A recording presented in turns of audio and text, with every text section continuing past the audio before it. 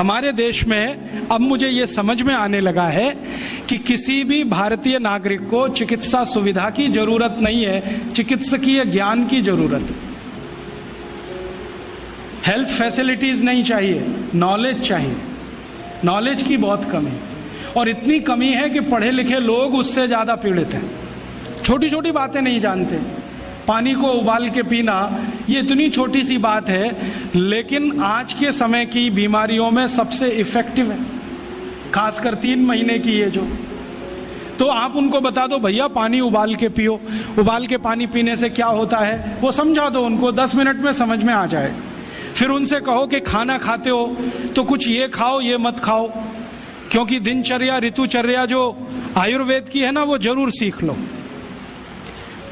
दिनचर्या और ऋतुचर्या जरूर सीखो, आयुर्वेद की बहुत आवश्यक है। और आपको मैं एक किताब का नाम बोल के जाता हूं, इसको पढ़ो। भगवत गीता जैसे पढ़ी जाती है, रामचरितमानस जैसे पढ़ी जाती है, उस किताब का नाम है अष्टांग हृदय। इसका एक दूसरा नाम भी है अष्टांग संग्रह, पुराना नाम अष्टांग हृदय। ये किताब का जो स्वस्थ व्रत है ना, वो ऐसे पढ़ो जैसे आप धार्मिक पुस्तक पढ़ते हो, और उसको बार बार पढ़ो तो याद हो जाएगा, कंठस्थ हो जाएगा। उसमें 2000 सूत्र हैं।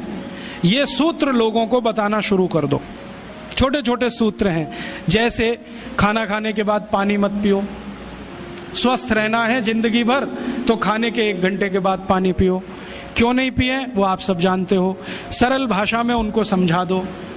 फिर उनको बोलो पानी पियो तो घूंट भर भर के पियो, सिप करके पियो, ताकि ज्यादा लार शरीर में जाए, वात पित्त कफ तीनों संतुलित रहे। ठंडा पानी कभी मत पियो। मैंने दुनिया में ठंडे पानी पीने वालों को बहुत देखा है। यूरोप और अमेरिका के लोग चिल्ड वाटर पीते हैं, बर्फ का पानी फ्रिज में रख के पीते हैं। परिणाम जानते हैं क्या होता है? सवेरे जब टॉयलेट रूम में जाते हैं तो 1-1 घंटे बाहर ही नहीं आते। उनको पूछो भाई तुम क्या कर रहे थे 1 घंटे वहां? तो कहते हैं न्यूज़पेपर पढ़ रहे थे, मैगजीन पढ़ रहे थे। क्यों पढ़ रहे थे? स्टूल पास नहीं होता। क्यों नहीं होता? कॉन्स्टिपेशन है, जोर लगाना पड़ता है फिर भी नहीं होता। गाना भी गाते हैं मेरे सपनों की रानी कभी आएगी, फिर भी नहीं आती। और अंतिम दुष्परिणाम पता है क्या होता है? उनको पेट साफ तो होता नहीं, तो सांस में से भयंकर बदबू आती है। किसी अमेरिकन यूरोपियन के नजदीक बैठ जाओ, अगर वो लिस्ट्रीन स्प्रे करके नहीं आया तो 1 मिनट नहीं बैठ सकते। हर समय उनको माउथ फ्रेशनर स्प्रे करना पड़ता है, क्योंकि अंतड़ियां साफ नहीं है, कब्जियत है, मल भरा हुआ है, उसमें कचरा जमा है। फिर उनके पसीने में से भी बदबू आती है। क्यों? कब्जियत बहुत है। और पसीने की बदबू दूर करने के लिए डिओडोरेंट स्प्रे करते रहते हैं। और आप तो सब जानते हो कि अगर कब्जियत है तो बाल भी कड़क रहते हैं, तो उन कड़क बाल को सॉफ्ट करने के लिए क्या क्या सब करते हैं। शैम्पू लगाते हैं, शैम्पू के बाद पता नहीं क्या क्या लगाते हैं।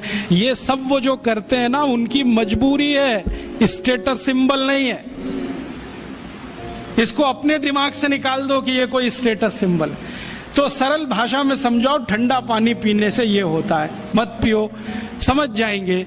फिर उनको बोलो सवेरे उठो तो सबसे पहले पानी पियो।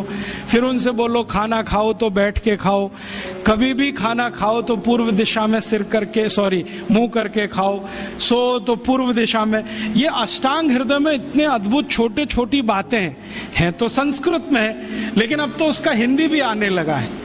तो हिंदी ले लो, हिंदी वर्जन ले लो, इसको पढ़ो, बार बार पढ़ो, और ये जाके गांव में सबको बताओ। फिर उनको कहो देखो ये तो है स्वस्थ रहने के लिए, अब तुम बीमार पड़ो तो बताओ तुम्हारी बीमारी क्या है। ये बीमारी है तो ये दवा है, ये बीमारी है तो ये दवा है। और मेरा आपसे एक निवेदन जरूर है कि अगर आप होम्योपैथी से भी इलाज करो तो उसकी मूल दवा जरूर बता दो। उनको ये ग्रीक और रोमन नाम में मत फंसाओ। आप कहोगे जी मैं तो ऑसिमम दे रहा हूं, ये उनको कहो ये तो तुलसी का रस है भैया, तुम्हारे घर में फूलों से बनी हुई है, आसानी से मिलती है, जयपुर में मिलती है, दिल्ली में मिलती है। भंडारी वालों को अक्सर ऑर्डर दे के रखो, हमको इतनी भेजो। उनको जो पता चल गया कि आप प्रचार के लिए कर रहे हो तो मुफ्त में भी दे देंगे आपको। तो इस तरह से आप गांव गांव जाओ, छोटे छोटे शिविर लगाओ।